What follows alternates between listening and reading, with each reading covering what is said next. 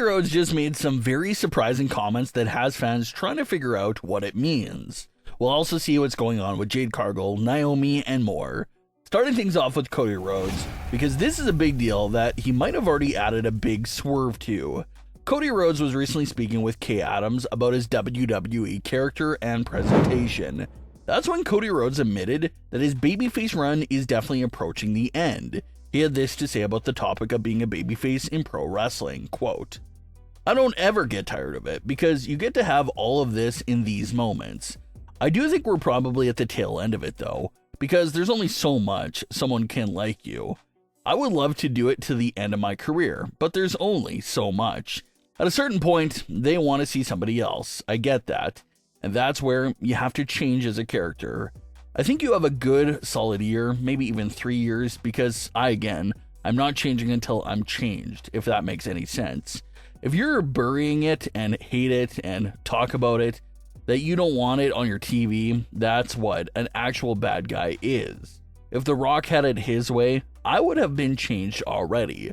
So I think he sees something that maybe I don't see, and that's a very smart individual. So maybe I follow his lead, maybe not." End quote. So a real headline-worthy response from Cody Rhodes that includes potential hints to his future, references to his past events, and maybe even a misdirection that he threw in there as well.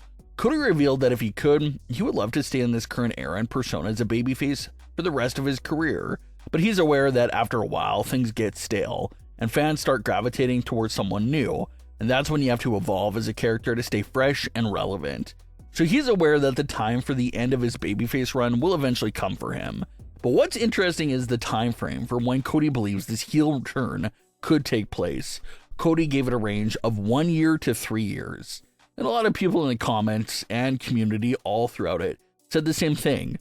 Why would he reveal a time frame for something like that instead of just leaving it up in the air and having it happen naturally?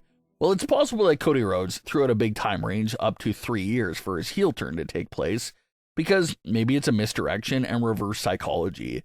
Maybe he said it'll happen 3 years from now so that fans will get a bit comfortable, put it on the back of their minds, and assume that Cody will remain as a babyface for several more years.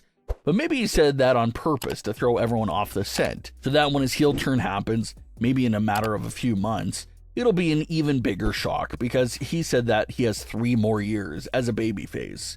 So that's another possibility here as well. Cody could be trying to mislead the fans' expectation for his heel turn, so that if it does happen in the near future, it would technically be unexpected, since he himself said he had several more years in this babyface run. So that's a sneaky thing he could be quietly doing there as well. He's claiming it's years away, but who knows, maybe it's months away. Cody wrapped up his comments once again by bringing up The Rock, and how The Rock wanted him to embrace his heel side earlier this year. Cody said maybe he'll eventually follow The Rock's lead, or maybe he won't. And this was true as well. The Rock, both on screen and behind the curtain, was pushing for Cody Rhodes to turn heel and align with him in early 2025. The WrestleMania 41 main event would have likely remained the same, but with Cody Rhodes being the heel sellout, going up against a babyface John Cena.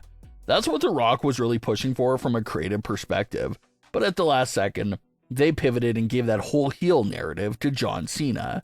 So Cody's still teasing the idea that maybe the situation with The Rock will get revisited down the line, and maybe Cody apologizes to The Rock, which will lead towards The Rock's original vision coming true of having a heel version of Cody Rhodes under his command. It's no secret at all that Cody Rhodes and John Cena are on a collision course for a rematch against each other with the WWE title on the line. And obviously John Cena is not taking the WWE title home with him. And with no other realistic options around right now to dethrone John Cena, a lot of fans are still looking at Cody Rhodes as the default #1 option to dethrone Cena. But like a lot of fans are saying, this current version of Cody Rhodes can't beat John Cena. That was evident in the WrestleMania 41 match itself, where had Cody actually cheated and done some dirty things, he would have retained his title against John Cena. But since he couldn't pull the trigger on the dirty tactics, and John Cena did, that led to Cody losing. So if this match takes place again, and Cody is winning, it has to include that big moment of Cody pulling the trigger on those dirty tactics, and pretty much turning heel in order to dethrone John Cena. This whole entire feud between John Cena and Cody Rhodes all started with a shocking and surprising heel turn. So is it possible that it concludes with another shocking heel turn, this time coming from Cody Rhodes? Cody begins his second WWE title reign, but it feels fresh and so much more different than his first one since he's now a heel. And for John Cena, maybe him losing his historic 17th world title in a cheating fashion would make him a sympathetic figure again, and maybe lead towards his babyface turn for the remainder of his farewell tour. Maybe the icing on the cake could even be another appearance from The Rock to publicly dump John Cena in favor of Cody Rhodes.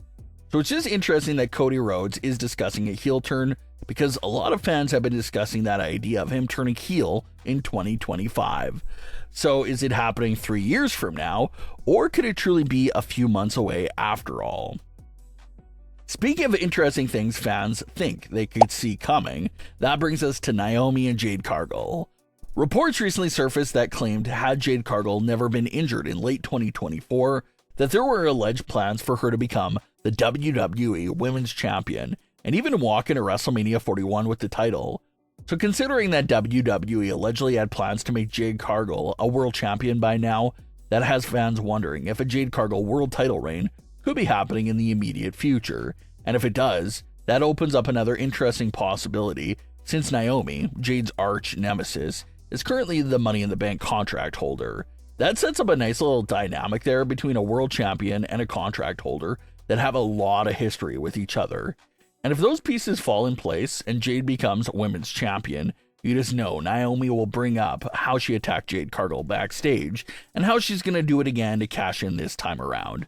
You can definitely see Naomi's character saying something like that and even attempting a backstage attack. Jade Cargill even addressed the idea of Naomi cashing in on her during the recent Raw recap show.